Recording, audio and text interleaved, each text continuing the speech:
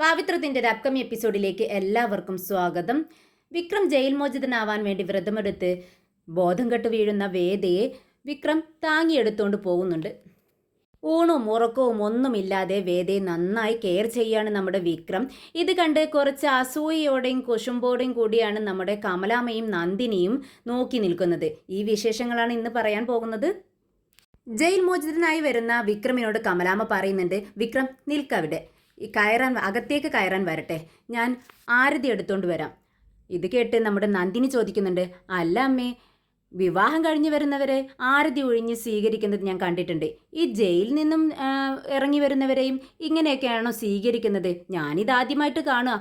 ഇത് കേട്ടിട്ട് നമ്മുടെ കമലാമ്മ പറയുന്നുണ്ട്, അവൻ്റെ മേലുള്ള കണ്ണും പ്രാക്കും എല്ലാം പോട്ടെ, അതിനു വേണ്ടിയിട്ടാണ് ഞാനിങ്ങനെ ചെയ്യുന്നത് എന്ന് പറഞ്ഞ് ആരതി എടുത്ത് ഒഴിഞ്ഞാണ് നമ്മുടെ വിക്രമിനെ അകത്തേക്ക് കയറ്റുന്നത്.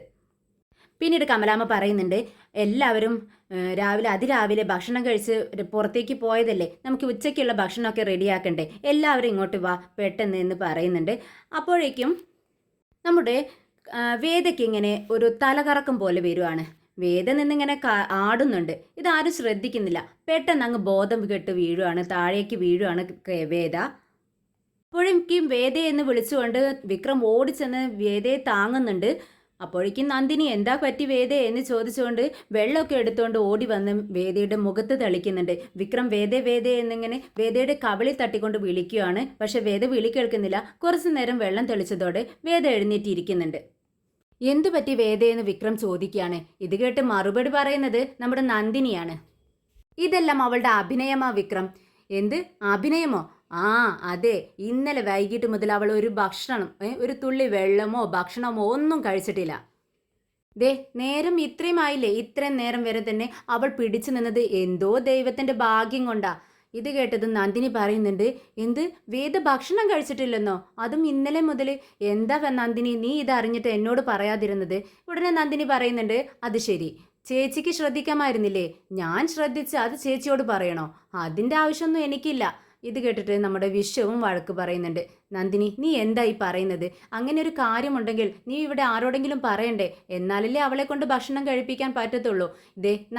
ശ്രീജ അറിഞ്ഞിരുന്നെങ്കിൽ എങ്ങനെയെങ്കിലും അവളെ കൊണ്ട് ഭക്ഷണം കഴിപ്പിക്കുമായിരുന്നു, നിനക്കൊന്ന് പറയാമായിരുന്നു.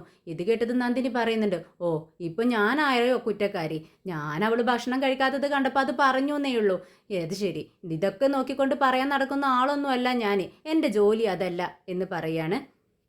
എന്നല്ല ഈ തർക്കമെല്ലാം കേട്ട് നമ്മുടെ വേദ പറയുന്നുണ്ട്, വിക്രം എനിക്ക് കുഴപ്പമൊന്നുമില്ല, ഞാനൊരു വ്രതം എടുത്തിട്ടുണ്ടായിരുന്നു. വിക്രം ജയിലിൽ നിന്ന് ഇറങ്ങുന്നത് വരെ ഞാൻ ഒരു ഭക്ഷണം കഴിക്കത്തില്ല എന്നുള്ള വ്രതം എടുത്തിട്ടുണ്ടായിരുന്നു.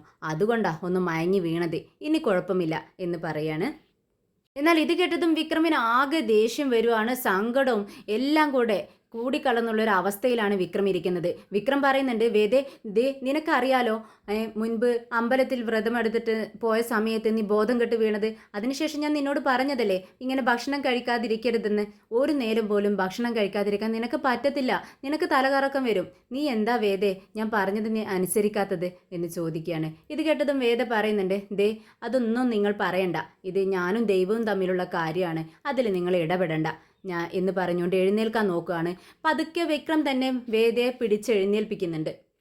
എന്നിട്ട് പതുക്കെ പിടിച്ചു കൊണ്ടുപോയി അവിടെ സോഫയിൽ ഇരുത്തുവാണ്.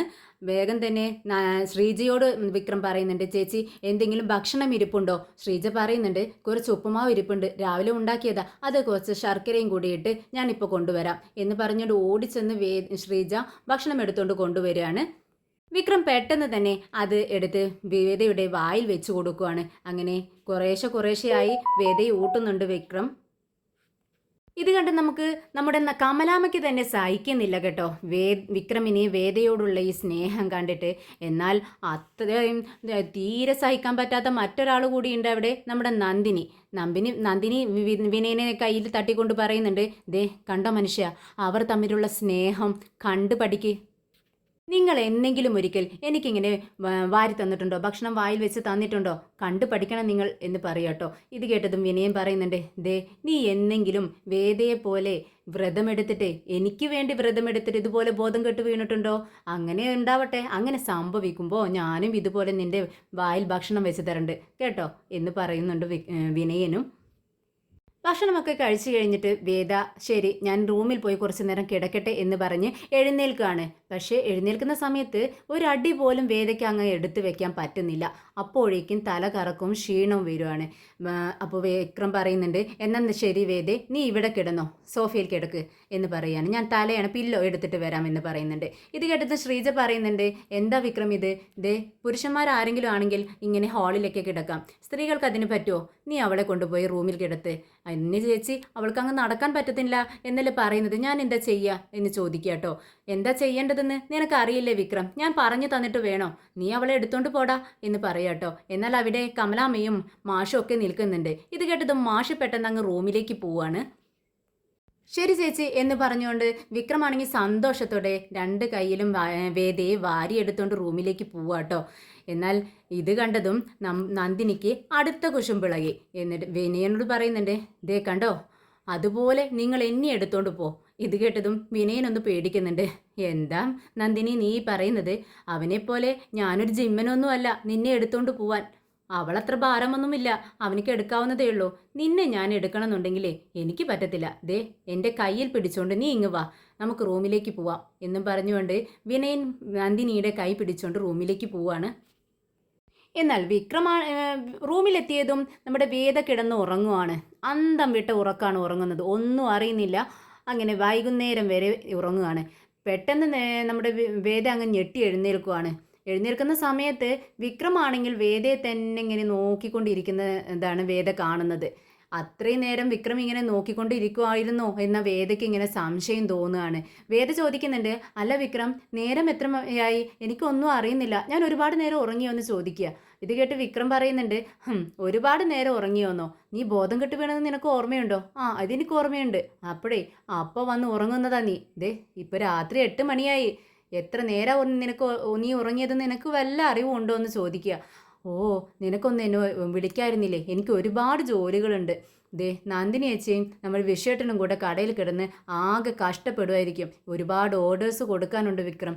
2-3 ദിവസമായി നിന്നെ ജയിലിൽ നിന്ന് ഇറക്കാനുള്ള തിരക്കില്ലേ, ഞാൻ ഒന്നും ശ്രദ്ധിച്ചിട്ടില്ല. പിന്നെ നിനക്കൊന്ന് വിളിക്കാമായിരുന്നില്ല വിക്രം. അല്ല നീ എന്താ ഷോപ്പിലേക്കൊന്നും വണ്ടിയും കൊണ്ട് പുറത്തേക്കൊന്നും പോയില്ലേ?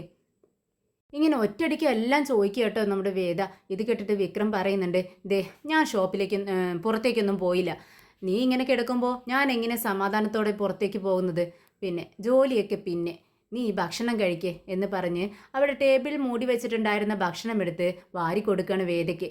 വേദയുടെ വായിൽ ഇങ്ങനെ വെച്ച് കൊടുക്കുന്നുണ്ട്. വേദ വേണ്ട വേണ്ടെന്ന് പറയുന്നുണ്ട്. നീ എന്താ എനിക്ക് ഒരുപാട് കയറിങ് തരുന്നുണ്ടല്ലോ, ഇത് സ്നേഹം കൂടി കൂടി ഇങ്ങനെ വഴുകി വരുവാണല്ലോ നിൻ്റെ, എനിക്ക് വല്ലാതെ ഓവറാവുന്നുണ്ട് നീ കേട്ടോ എന്നൊക്കെ പറയുന്നുണ്ട് വേദ.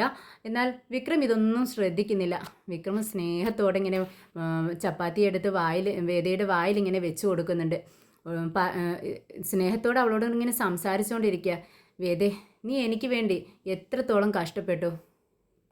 മുൻജന്മത്തിൽ ഞാൻ ചെയ്ത പുണ്യം കൊണ്ടാണെന്ന് തോന്നുന്നു വേദേ ഈ ജന്മത്തിൽ എനിക്ക് നിന്നെ ഭാര്യയായി കിട്ടിയത്. എന്തായാലും ഞാനിതിനെല്ലാം നന്ദി പറയേണ്ടത് നിന്റെ അച്ഛനോടാ, ജസ്റ്റിസ് ശങ്കരനാരായണനോട്. ഇത് കേട്ടിട്ട് വേദ, അതെന്താ വിക്രം നീ അങ്ങനെ പറഞ്ഞത്? അല്ല, നിന്നെ ഇത്രയും നന്നായി വളർത്തി വലുതാക്കി പഠിപ്പിച്ച് ഇത്രയും മിടുക്കിയാക്കി എനിക്ക് കിട്ടിയില്ലേ നിന്നെ, അതുകൊണ്ടാണ് ഞാൻ അങ്ങനെ പറഞ്ഞത്. ഇത് കേട്ട് വളരെ സന്തോഷമാവും കേട്ടോ വേദയ്ക്ക്. എന്തു പറ്റി വിക്രം, നീ പതിവില്ലാതെ ഇങ്ങനെയൊക്കെ സംസാരിക്കണേ എന്നിങ്ങനെ ചോദിക്കുക വേദ. വേദേ, നീ എനിക്ക് വേണ്ടി എത്രമാത്രം കഷ്ടപ്പെടുന്നു. ഇന്ന് തന്നെ കോടതിയിൽ വെച്ച് നീ അങ്ങനെ വാദിച്ചായില്ലായിരുന്നു എങ്കിൽ എനിക്ക് രക്ഷപ്പെടാൻ പറ്റില്ലായിരുന്നു. നിനക്ക് വേണ്ടി ഞാൻ തന്നെയല്ലേ വിക്രം കഷ്ടപ്പെടേണ്ടത്? പിന്നെ നിനക്ക് വേണ്ടി ഞാനും എനിക്ക് വേണ്ടി നീയും. നിനക്ക് വേണ്ടി ഞാൻ കഷ്ടപ്പെടുമ്പോൾ എനിക്ക് എന്തെങ്കിലും ബുദ്ധിമുട്ട് വരുമ്പോൾ നീ ഉണ്ടാവില്ലേ?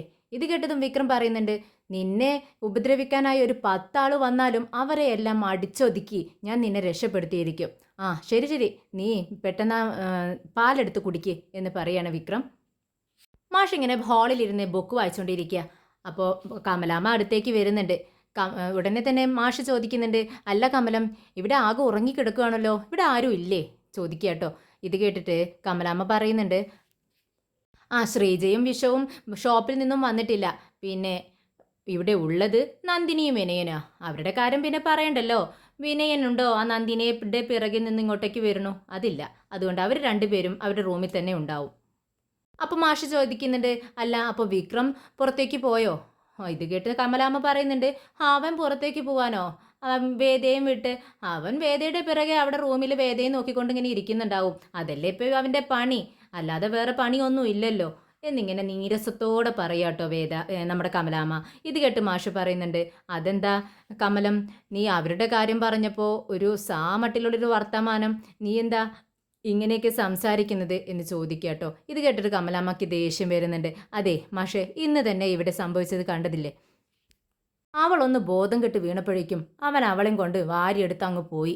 എല്ലാവരുടെയും മുന്നിൽ വെച്ച് നാണോ മാനോ ഉണ്ടോ അവനക്ക് എന്ന് പറയാട്ടോ. ഇത് കേട്ടിട്ട് മാഷ് പറയുന്നുണ്ട്, അല്ല കമലം, നിനക്കെന്തിനാ അവരോട് ഇത്രേ കുശുമ്പും അസൂയൊക്കെ? കുശുമ്പും അസൂയോ? എനിക്കോ? എനിക്കെന്തിനാ അവരോട് അസൂയ? അല്ല, ഞാൻ നിന്റെ മുഖം ശ്രദ്ധിച്ചതാ. എൻ്റെ മുഖത്തിനെന്താ കുഴപ്പം? അല്ല, വേദയെ വിക്രം എടുത്തോണ്ട് പോകുന്നത് കണ്ടപ്പോഴേ നിന്റെ മുഖമൊന്ന് മാറുന്നത് കണ്ടതാ ഞാൻ. ഇത് കേട്ട് നമ്മുടെ കമലാമ്മ പറയുന്നുണ്ട്, അതെ എൻ്റെ മുഖം മാറി. അവനിക്കിപ്പോൾ പെറ്റ തള്ളയോടല്ലല്ലോ സ്നേഹം, അതിലും കൂടുതൽ സ്നേഹം അവളോടല്ലേ. ഇത് കേട്ടതും മാഷ് പറയുന്നുണ്ട്, എന്താ കമലം ഇത്, അമ്മയോടുള്ളൊരു സ്നേഹം വേറെ, ഭാര്യയോടുള്ള ഒരു സ്നേഹം വേറെയല്ലേ. രണ്ടു പേരോടും അവനക്ക് സ്നേഹമുണ്ടാവും. പിന്നെ നീ ഒരു കാര്യം ആലോചിക്കണം. ദേ, നീ പറയുന്നത് പോലെ ആ രാധയാണ് അവൻ വിവാഹം കഴിച്ചിരുന്നതെങ്കിൽ അവൻ ഈ രൂപത്തിൽ മാറുമോ? ഇല്ലല്ലോ, ഇപ്പോഴും റൗഡിയായി നടക്കും. പക്ഷേ ഈ പാവം പിടിച്ച പെൺകൊച്ച് ഇവിടെ വന്നതുകൊണ്ടല്ലേ അവനിങ്ങനെ മാറ്റങ്ങൾ ഉണ്ടായത്. നീ അതെന്താ ആലോചിക്കാത്തത്? ആ കുട്ടി എത്ര ബുദ്ധിമുട്ടിയാണ് ഇവിടെ ജീവിച്ചിരുന്നത്, എത്രമാത്രം ബുദ്ധിമുട്ടിയിട്ടുണ്ട്. എ സിയിൽ ഉറങ്ങിയിരുന്ന കുട്ടിയാണ് ആ കുട്ടി. ഇവിടെ കൊതുകടി കൊണ്ടിട്ട് ഈ ഹാളിലല്ലേ എത്ര കാലം കിടന്നത്. നീ അതൊക്കെ ഓർക്കുന്നുണ്ടോ? അന്ന് നിനക്ക് അവളോട് ഭയങ്കര സ്നേഹമായിരുന്നു. എൻ്റെ ജനിക്കാതെ പോയ മോളാണ് എന്നൊക്കെയല്ലേ നീ പറഞ്ഞത്. അപ്പോൾ ഇപ്പോഴും നീ അങ്ങനെയല്ലേ അവളെ കാണേണ്ടത്. നിനക്ക് പിറക്കാതെ പോയ മോളെ പോലെയല്ലേ നീ അവളെ സ്നേഹിക്കേണ്ടത്. ഇത് കേട്ടിട്ട് കമലാമ്മ പറയുന്നുണ്ട്, അതൊക്കെ അന്ന് എനിക്ക് അങ്ങനെ തന്നെ ആയിരുന്നു. പക്ഷേ ഇപ്പോൾ എനിക്ക് അവളെന്നെ ചതിച്ചവളാ. അവളെൻ മാത്രമല്ല അവനും. അപ്പം മാഷ് പറയുന്നുണ്ട്, അല്ല നീ അവരോട് സ്നേഹമുണ്ട് നിനക്ക്, നീ അവനോട് പൊറുത്തു എന്നൊക്കെ നീ അന്ന് എന്നോട് സംസാരിച്ചതല്ലേ, എന്നിട്ട് ഇപ്പോഴെന്താ ഇങ്ങനെയൊക്കെ പറയുന്നത്? ഇത് കേട്ട് കമലാമ്മ പറയുന്നുണ്ട്, അതെ ആ രാധയുടെ അമ്മയുണ്ടല്ലോ, അവരെ ഞാൻ അമ്പലത്തിൽ വെച്ച് കണ്ടിട്ടുണ്ടായിരുന്നു. എന്നെ ശപിച്ചു, നമ്മുടെ കുടുംബത്തെ ശപിച്ചു. ഇനി ഒരിക്കലും ഒരു നിർഗതി ഉണ്ടാവില്ല. എനിക്ക് ഉറപ്പാ, അമ്പലത്തിൽ വെച്ചാ ശപിച്ചത്. എനിക്ക് ഒട്ടും സഹിക്കത്തില്ല. ഒരു അമ്മയുടെ വേദനയും ഒരു അമ്മയ്ക്ക് മനസ്സിലാവോ? ആ രാധയെ ആലോചിച്ചുകൊണ്ട് അവർ എത്ര വിഷമിക്കുന്നുണ്ടെന്ന് അറിയാവോ? അതൊന്നും നിങ്ങൾക്ക് പറഞ്ഞാൽ മനസ്സിലാവില്ല. നീ ഞാൻ പറയുന്നതൊന്ന് കേൾക്ക് കമലം എന്ന് മാഷ് പറയുമ്പോഴേക്കും, നിങ്ങൾ ഒന്നും പറയണ്ട, എനിക്ക് നിങ്ങൾ പറയുന്നതൊന്നും മനസ്സിലാക്കാനും പറ്റത്തില്ല. അവരെന്നെ ചതിച്ചു, എനിക്ക് അവരോട് പൊറുക്കാൻ പറ്റില്ല, അത്ര മാത്രമേ എനിക്ക് പറയാനുള്ളൂ എന്നും പറഞ്ഞുകൊണ്ട് കമലാമ്മ അവിടെ നിന്ന് ഞങ്ങൾക്ക് കിച്ചണിലേക്ക് പോവുകയാണ്. ഉറങ്ങാൻ നേരം വേദ ഇങ്ങനെ ഓരോന്ന് ചിന്തിച്ചുകൊണ്ടിരിക്കുക കേട്ടോ. ഇത് കണ്ടിട്ട് വിക്രം പറയുന്നുണ്ട്, വിക്രം അടുത്ത് തന്നെ കിടക്കുന്നുണ്ട്. വിക്രം ചോദിക്കുന്നുണ്ട്, എന്താ വേദ, നീ എന്താ ഇങ്ങനെ ആലോചിച്ചിരിക്കുന്നത്? അല്ല, ഞാനിങ്ങനെ ചിന്തിക്കുമായിരുന്നു വിക്രം, നമ്മുടെ ബിസിനസ്സൊക്കെ ഒന്നുകൂടി വിപുലീകരിക്കണം. ഇപ്പോൾ മാക്സിയും പിന്നെ ചുരിദാർ ഇങ്ങനെ കുറച്ച് ഐറ്റംസ് അല്ലേ ഉള്ളൂ. ഇനി ഒരുപാട് ഫ്രോക്ക് അങ്ങനെയുള്ള ഒരുപാട് ബ്ലൗസ് അതൊക്കെ തയ്ച്ച് സെയിൽ ചെയ്യണം. അങ്ങനെ ഒരുപാട് ബ്രാഞ്ചസ് നമുക്കുണ്ടാവണം. ഇതൊക്കെ സ്വപ്നം കാണുകയാണ് ഞാൻ എന്ന് പറയട്ടോ. ഇത് കേട്ടിട്ട് വിക്രം പറയുന്നുണ്ട്, ആ നല്ലതാ, ഇങ്ങനെ എല്ലാം ഒരുപാട് വലുതാവുന്നതൊക്കെ സ്വപ്നം കാണുന്നത് നല്ലതാ. ഇത് കേട്ടിട്ട് വേദയും പറയുന്നുണ്ട്, ആ നമ്മൾ അങ്ങനെ സ്വപ്നം കാണണം, എന്നാലേ നമുക്ക് പിടിച്ചടക്കാൻ പറ്റത്തുള്ളൂ, ദൈവം നമുക്ക് തരത്തുള്ളൂ എന്നൊക്കെ പറയട്ടോ. എന്നിട്ട് പറയുന്നുണ്ട്, ആ പിന്നെ വേറൊരു പ്ലാനും കൂടി എനിക്കുണ്ട്. വിക്രമിന് ഒരു ലോറി, ഇതൊരു ചെറിയ വണ്ടിയല്ലേ, ഒരു ലോറി എടുത്ത് സപ്ലൈ തുടങ്ങണം. അപ്പോഴാണ് നമുക്ക് ഒരുപാട് ക്യാഷും നമുക്കിങ്ങനെ ഒരുപാട് നേട്ടങ്ങളൊക്കെ ഉണ്ടാവുള്ളൂ എന്നിങ്ങനെ പറയണ വേദ. ഇത് കേട്ട് വിക്രം പറയുന്നുണ്ട്, അത് മാത്രം മതിയോ? നമ്മുടെ കുടുംബത്തിലൊരു സന്തോഷമൊക്കെ വേണ്ട വേദയെന്ന് ചോദിക്കുമ്പോൾ, നമ്മുടെ കുടുംബത്തിന് എന്താ സന്തോഷത്തിനൊരു കുറവുള്ളത്? ഇപ്പോൾ അതേ നമ്മുടെ വിശ്വേട്ടനും ഞാൻ ശ്രീജേച്ചിയും കൂടി ഇത് ഷോപ്പ് ഒക്കെ നടത്തി നല്ല ഭംഗിക്ക് കൊണ്ടുപോകുന്നു. അത് കണ്ടിട്ട് നമ്മുടെ അമ്മയും അച്ഛനും വളരെ സന്തോഷിക്കുന്നു. പിന്നെ നമ്മളാണെങ്കിൽ ദേ വിക്രം ഒരു ജോലി ചെയ്യുന്നു, ഞാനൊരു ജോലി ചെയ്യുന്നു, നമ്മളും തരക്കേടില്ലാതെ ജീവിച്ചു പോകുന്നു. ഇതൊക്കെ കണ്ടിട്ട് നമുക്ക് എല്ലാവർക്കും സന്തോഷമല്ലേ. പിന്നെ വിനയേട്ടൻ്റെയും നന്ദിനിച്ചിൻ്റെയും കാര്യം അത് പറയണ്ടല്ലോ, അവ ഓൾറെഡി വലിയ സന്തോഷത്തിലാണ്. ഇത് കേട്ട് വിക്രം പറയുന്നുണ്ട്, അല്ല വേദേ, നീ ബിസിനസ്സൊക്കെ വലുതാക്കുന്ന കാര്യം എക്സ്റ്റെൻഡ് ചെയ്യുന്ന കാര്യം പറഞ്ഞു, പക്ഷെ നമ്മുടെ ഫാമിലി വലുതാക്കുന്ന കാര്യം പറഞ്ഞില്ലല്ലോ. നീയും ഞാനും മാത്രമല്ലേ ഉള്ളൂ നമ്മുടെ ഈ ഒരു ഫാമിലിയിൽ. നമ്മുടെ കുഞ്ഞുങ്ങൾ അങ്ങനെ ഉണ്ടാകുമ്പോഴല്ലേ, 1 2 എന്ന് വെച്ചിട്ട് നമ്മുടെ കുഞ്ഞുങ്ങൾ ഉണ്ടാകുമ്പോഴല്ലേ നമ്മുടെ ഫാമിലി വലുതാവത്തുള്ളൂ. അപ്പോഴേക്കും നമ്മുടെ വേദ പറയുന്നുണ്ട്, ഞാൻ വിചാരിച്ചതേ ഉള്ളൂ നീ എന്താ ഈ ടോപ്പിക്കിലേക്ക് വരാത്തത് എന്ന്. അപ്പോഴേക്കും എത്തിയല്ലോ. പറ എന്താ ഇനി പറയാനുള്ളത്? അല്ല, നമുക്കൊരു കുഞ്ഞൊക്കെ വേണ്ട വേദേ, ഇനി നമുക്കതിനെക്കുറിച്ച് ചിന്തിക്കണ്ടേ? നീ പറ്റില്ലെന്ന് പറയല്ലേ കേട്ടോ എന്ന് പറയാണ് വേദയുടെ കൈ പിടിച്ചിട്ട്. ഉടനെ തന്നെ വേദ പറയുന്നുണ്ട്, ഇനിയിപ്പോൾ പറ്റില്ലെന്ന് പറഞ്ഞാലും നീ സമ്മതിക്കത്തില്ലല്ലോ. ശരി, നമുക്ക് ഉറങ്ങാം എന്നും പറഞ്ഞുകൊണ്ട് വേദ ചെന്ന് ലൈറ്റ് ഓഫ് ചെയ്യാണ്.